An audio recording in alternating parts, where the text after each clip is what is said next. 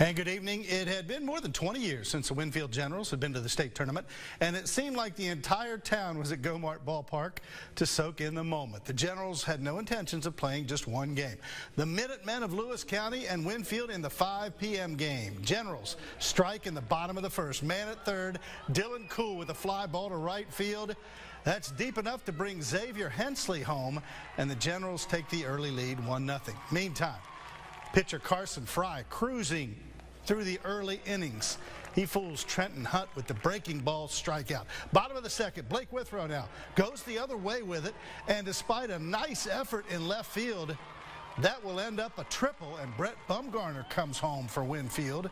2-0 Generals on top, and they keep coming. Xavier Hensley to the plate, slaps one in between first and second. 2 more runs come in. So the Generals are out to a 4-0 lead. Now, the Minutemen would make it somewhat interesting in the 7th. Still, zip. Joseph Amon with a deep drive over the center fielder's head. That scores a run. And after the Minutemen get that one in the books, Zachary James to the plate. And he's got another base hit for an RBI. So it's 6-2 at this point. But Winfield, they've been resilient all year long. Bryson Brown snares the liner at short. Generals get the win 6-2, and they're moving on to the state title game, looking for their 3rd state championship and first since 2002. Carson Fry, after the game, talked about his best pitch of the day. So I just tried to locate outside, try to get him off balance a little bit. But, yeah, that's pretty much all I was doing, just trying to throw outside and just try to gas them up. Because I knew they haven't seen much speed coming from where they were, located at. So I was just trying to throw just fastballs outside the whole time. If you don't have a little bit butterflies, I think that means it's important to you. And we try to rephrase pressure as importance. And the way you handle pressure or importance is trust your routine and your preparation. And you just keep playing our way. All right, the Tudors Biscuit game, 10 o'clock in the morning. Cabell Midland making its first trip to Charleston since 2013. St. Albans here for the 5th time in the last 6 years.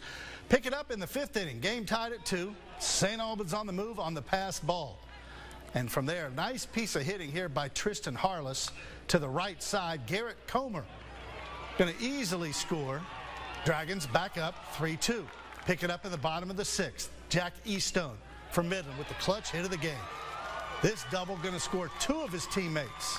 Robbie Johnson coasts home. Isaac Pettit follows him in. First lead of the game for Midland at 4-3. Knights trying to build on the lead. Eastone now at second. Not for long. He steals third, and that'll pay off.